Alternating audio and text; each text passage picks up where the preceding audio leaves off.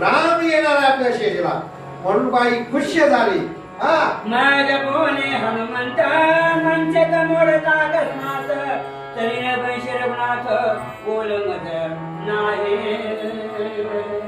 चंद्रसेने एवढं अवघड काम आहे, मी काम ते पूर्ण केले. राम तुझ्या पलंगावर येणार आहे, परंतु पलंग मजबूत पाहिजे, नाहीतर राम बसायला पलंग मोडायला गाठ पडेल.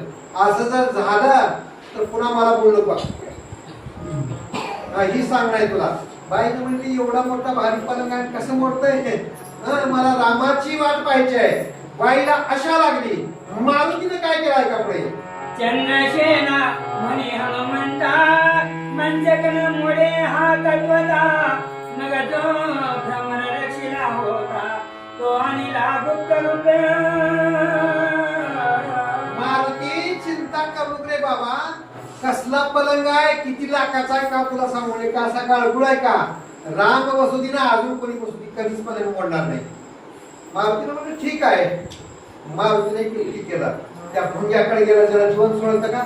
त्याला सांगितलं बारीक लोक घेत चाल म्हणलं. कुठं?